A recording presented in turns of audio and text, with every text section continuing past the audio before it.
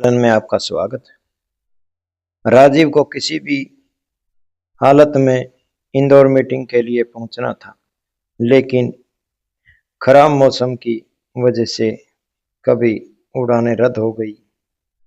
मजबूरन उसे ट्रेन से इंदौर की यात्रा करनी पड़ी।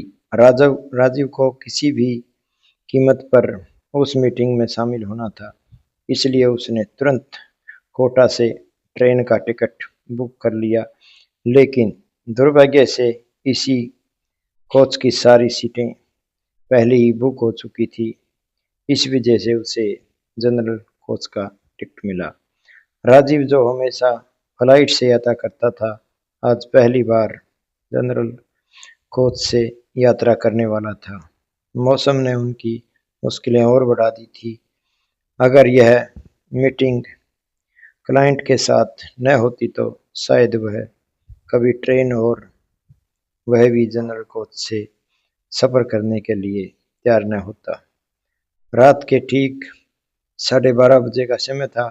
ट्रेन आने में अभी 35 मिनट बाकी थे और राजीव अपने मोबाइल में बैठकर मीटिंग का एजेंडा का चेक कर रहा था और ट्रेन रात 1 बजे थी और स्टेशन पर ट्रेन बस 5 मिनट के लिए रुकने वाली थी। शायद रात का समय होने के कारण स्टेशन पर आम दिनों से ज्यादा सन्नाटा था। मुश्किल से 2 यात्री और दिखाई दे रहे थे जो ट्रेन का इंतजार कर रहे थे। तभी अचानक तेज बारिश शुरू हो गई और राजीव ने देखा कि एक लड़की स्टेशन के अंदर आती हुई दिखाई दी। अजीब बात यह थी कि लड़की ने अपना चेहरा शाल से ढक रखा था। बारिश से वह पूरी तरह भीग चुकी थी और ठंडे मौसम में भी उसके माथे पर पसीने की बूंदें झलक रही थी। लड़की काफी परेशान सी लग रही थी और राजीव उसे बार बार देख रहा था। उसके हाथ में एक छोटा सा बैग था और शायद वह बैठने की जगह ढूंढ रही थी। एक बेंच पर पहले से ही 4-5 लड़के बैठे थे, लेकिन जिस बेंच पर राजीव अकेला बैठा था वह पूरी तरह खाली थी। लड़की ने राजीव की ओर देखा और फिर धीरे धीरे उसी बेंच की तरफ कदम बढ़ाते हुए आकर एक कोने में बैठ गई। बैठते ही उसने अपना फोन निकाला और मैसेज पढ़ने लगी। उसके चेहरे पर से एक साल थोड़ा खिसक गया और अब केवल उसकी आंखें ही ढकी रह गई। उसकी आंखें बेहद खूबसूरत थी, जिन्हें देखकर राजीव ने तुरंत अपनी नजरें फेर ली और वापस अपने फोन में ध्यान लगाने लगा। कुछ देर बाद वह लड़की बोली, एक्सक्यूज मी मिस्टर मिस्टर। इस तरह बुलाए जाने पर राजीव थोड़ा चौंका और सोचने लगा कि कौन इस तरह बुलाता है। उसने पलट कर लड़की की ओर देखा तो वह पूछने लगी कि इंदौर वाली ट्रेन कितनी देर में आएगी। राजीव ने कहा, आधे घंटे बाद आएगी। लड़की मासूमियत से बोली, क्या मेरी फ्रेंड राजीव, ट्रेन जल्दी आ सकती है? इस बचकानी बात पर राजीव चुप रहा और सोचने लगा कि इतनी तेज बारिश में उसे लंबी यात्रा करनी है और यह लंबी अजीब सवालों से उसे परेशान कर रही है। थोड़ी देर बाद लड़की फिर बोली, सुनिए मिस्टर, आपकी सीट नंबर क्या है? राजीव ने हैरानी से कहा, आपको मेरी सीट से क्या लेना? लेकिन लड़की फिर भी बोली, अरे भाई, आप कोई जवाब नहीं देते। मुझे बस इतना देखना है कि हमारी सीटें एक ही कोच में है या नहीं, क्योंकि मैंने भी आपका टिकट के बाद ही टिकट खरीदा था। राजीव उसकी बातों से परेशान हो चुका था, लेकिन फिर भी उसने जेब से टिकट निकाला और उसे सीट नंबर बता दिया। लड़की ने अपना टिकट मिलाया और हंसते हुए बोली, वाह, हमारी सीट तो आसपास है। राजीव ने उसकी बात का कोई जवाब नहीं दिया और मुंह बनाकर अपना जेब से मोबाइल निकाला और माँ से बात करने लगा। माँ से बात करते करते कब ट्रेन का समय हो गया उसे पता ही नहीं चला। बात करते करते वह चाय की दुकान तक पहुंच गया और चाय पीने लगा। अभी वह फोन पर माँ से बातें कर ही रहा था कि अचानक किसी ने उसके कंधे पर जोर से थपकी दी। जब उसने पीछे मुड़कर देखा तो वही लड़की खड़ी थी और बोली, बोलो हो, ट्रेन नहीं पकड़नी क्या?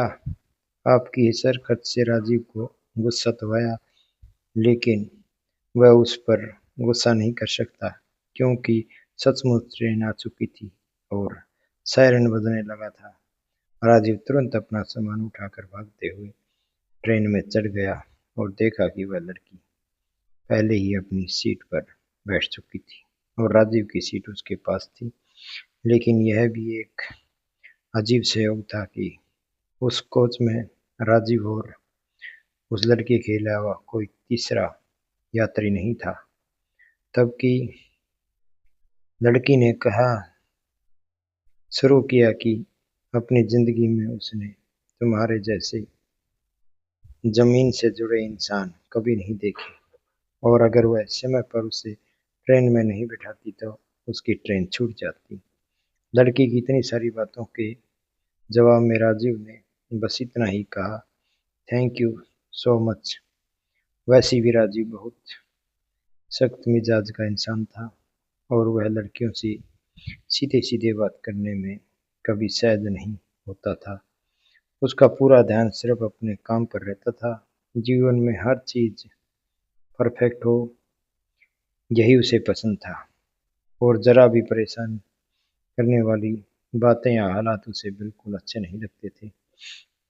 अगर उसे किसी चीज से सबसे ज्यादा चीख होती तो वह लड़कियों से ही थी और उस समय भी उसके सामने खड़ी वह लड़की उसके लिए जैसे सिरदर्द बनी हुई थी। रात का समय 1 बज चुका था। राजीव ने बोलना शुरू किया कि अब सो जाना ठीक रहेगा, लेकिन तभी अचानक एक नौजवान लड़का चाय की केतली उठाए चाय चाय चिल्लाते हुए अंदर आया। राजीव ने यह नज़ारा पहली बार देखा था क्योंकि वह हमेशा हवाई जहाज से यात्रा करता था। जैसे ही वह लड़की उसकी सीट के पास से गुजरा, लड़की ने उसे आवाज देकर बुलाया, ओ चाय, 2 चाय ले ली। चाय वाले को पैसे देने के लिए उसने पर्स देखा, लेकिन उसमें केवल 500 का नोट था। छूटे न होने पर उसने राजीव से पूछा, ओ मिस्टर, आपके पास छूटे हैं? जब राजीव ने सिर हिलाकर तो लड़की बोली, ठीक है, आप मुझे 100 रुपये दे दीजिए, इंदौर पहुंचकर मैं आपको वापस कर दूंगी।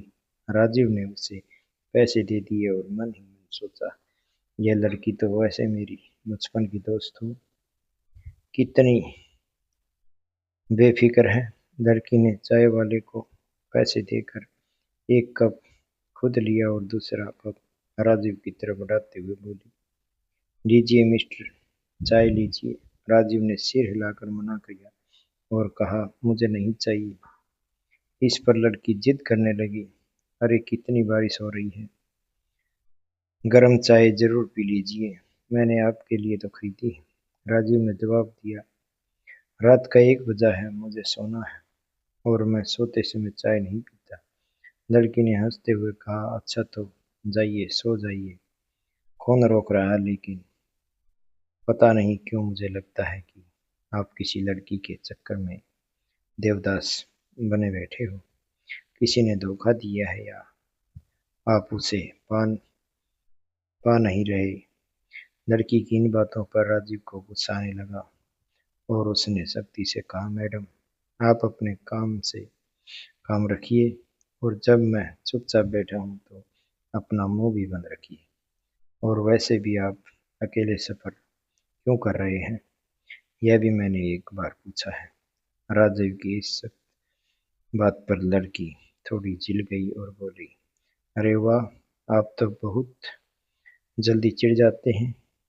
रहने दीजिए, बात नहीं करनी तो मत कीजिए, लेकिन मुझे तो बात करनी ही पड़ेगी, आप चाहो या ना चाहो। इतनी कहकर उसने अपना बैग सिर के नीचे रखा और सोने का नाटक करने लगी, लेकिन अगले ही पल फिर उठकर सीधी बैठ गई और बोली, कम से कम इतना तो बता सकते हैं कि जूते उतार कर सोना चाहिए। अब देखो जरा, जूते पहनकर ही लेटे हैं। लड़की जितना बोलती रही, राजीव उतना चुप सहन कर उसे देख रहा था, क्योंकि असल में वह लड़की जितनी बोलती थी उससे कई ज्यादा खूबसूरत भी लग रही थी। हालांकि लड़कियों ने परेशान रहने वाले राजीव ने इस बार उससे बहस करने की कोशिश नहीं की और चुपचाप जूते उतार कर सोने की कोशिश करने लगा। लेकिन राजीव को यह नहीं पता था कि अगले स्टेशन पर जैसे ही ट्रेन रुकेगी उसकी जिंदगी में हलचल मचने वाली है, क्योंकि वहाँ कुछ बिगड़ने हुए लड़के ट्रेन में चढ़ने वाले थे और वही लोग आगे सब गड़बड़ करने वाले थे। जब कुछ ही देर में वही बदमाश ट्रेन में चढ़े तो उनके जेब में पिस्तौल थी और जैसे ही टीसी ने उन्हें रोकने की कोशिश की, उन्होंने टीसी को पिस्तौल दिखाकर कहा कि हम यहाँ ट्रेन में सफर नहीं करते, हम किसी को ढूंढने आए हैं। अगर तुमने रोकने की कोशिश की तो तुम्हें पटरियों पर फेंक देंगे। ये सुनकर राजीव की आंखें खुल गई और उसने देखा कि टीसी उन्हीं लोगों को रोकने की गुहार लगा रहा था, लेकिन उन लोगों ने साफ शब्दों में कहा कि हम किसी को आने नहीं देंगे। अगर तुमने हमें रोका तो तुम्हारी जान जाएगी। सामान हमारे पर्स में है। पिस्तौल देखकर राजीव के चेहरे पर ठंडी हवा सी चलने लगी और जब उसने लड़की की ओर देखा तो उसने देखा कि लड़की ने सिर से अपना चेहरा शाल से ढक लिया है।